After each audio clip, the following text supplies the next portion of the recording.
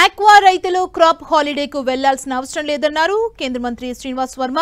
రైతులకు నష్టం లేకుండా తీసుకోవాల్సిన చర్యలపై కేంద్రం దృష్టి పెట్టిందని తెలిపారు. ప్రాసెసింగ్ కంపెనీలు సిండికేట్ గా మారాయన్న దానిపై విచారణ చేస్తామన్నారు.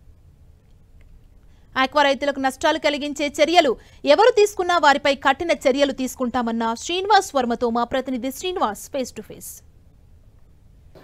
ఆక్వా రైతుల సంక్షేమంపై అటు కేంద్ర రాష్ట్ర ప్రభుత్వాలు కూడా ప్రత్యేక దృష్టి సారించాయి. ప్రస్తుతం మనతో కేంద్ర సహాయ మంత్రి శ్రీనివాస్ వర్మ ఉన్నారు. అసలు ప్రత్యేకంగా మీ నియోజకవర్గంలో ఎక్కువ ఈ ఆక్వా సాగు జరుగుతుంది. ఇప్పటికే కొన్ని ప్రాంతాల్లో రైతులు క్రాప్ హాలిడే కూడా మేము వెళ్తున్నామని ప్రకటించిన పరిస్థితి. ఇప్పుడు మీరు ఏ విధంగా చర్యలు తీసుకోబోతున్నారు? కేంద్రం పైన ఏ విధంగా? రైతులు అమెరికా విధించినటువంటి టారిఫ్ ఏదైతే ఉన్నదో దాని తాలూకు విషయం మీద ఎట్టి పరిస్థితుల్లో క్రాప్ హాలిడే ప్రకటించాల్సినటువంటి అవసరం లేదు. క్రాప్ హాలిడే ప్రకటించాలనేది అనవసరపు నిర్ణయం, తొందరపాటు నిర్ణయం. ఏదైతే ఈ టారిఫ్ విషయం ఉన్నదో దాని మీద కేంద్ర ప్రభుత్వం, మేము కూడా పీయూష్ గోయల్ గారితో 4వ తారీఖున మాట్లాడాం ఢిల్లీలో. ప్రధానంగా రైతులు ఒకటే ఆరోపణ చేస్తున్నారు, ప్రాసెసింగ్ కంపెనీలు సిండికేట్గా మారి రైతుల్ని మరింత నష్టాల్లోకి నెడుతున్నాయి. దీనిపైన ప్రత్యేకంగా ప్రభుత్వం దృష్టి సారించాలి, లేదంటే మరింత నష్టాలకు గురవుతామని చెప్తున్నారు. ఇప్పుడు జనరల్గా వచ్చేటువంటి విమర్శ ఇదంతా.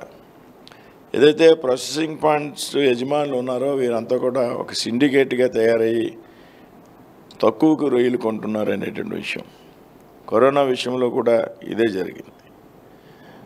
అయితే ప్రాసెసింగ్ ప్లాంట్లు వారికి గిట్టుబాటు అయ్యే ధరకి అంతా సంఘపరంగా నిర్ణయం తీసుకుని అసోసియేషన్ వారు ఇంచుమించుగా అదే రేటు కొనడం అనేది ఇవాళ నుంచి కాదు, పరిశ్రమ ఉన్నప్పటి నుంచి కూడా ఒక యూనిఫామ్ రేట్లో ఒక ₹2, ₹5 తేడాలో ప్రాసెసింగ్ యూనిట్స్ వాళ్ళు కొంటారు.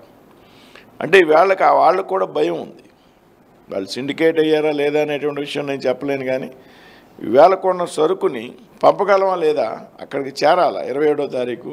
ఆ తర్వాత మళ్ళీ వాడు టారిఫ్ భరాయించేటువంటి ఎగ్జంప్షన్ ఇచ్చారు. ఆ ఎగ్జంప్షన్ లోపు వీడు ఎక్స్పోర్ట్ చేయగలగాలి. కాబట్టి వాళ్ళ భయాలు వాళ్ళకు ఉంటాయి.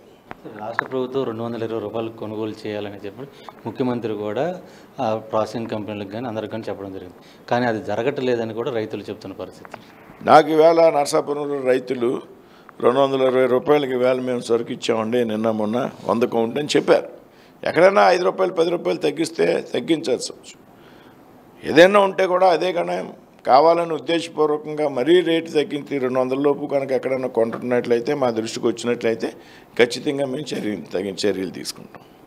మొత్తానికి అటు కేంద్ర సహాయ మంత్రి శ్రీనివాస్ వర్మ అయితే చెప్తున్నారు, రైతులు తొందరపడి క్రాప్ హాలిడే ప్రకటించాల్సిన అవసరం లేదు, ప్రభుత్వం అన్ని రకాలుగా రైతులను ఆదుకునేందుకు ప్రత్యేక చర్యలు తీసుకుంటుందని స్పష్టం చేస్తున్న పరిస్థితి. వీళ్ళని ప్రసాద్తో శ్రీనివాస్ టీవీ భీమవరం నుంచి.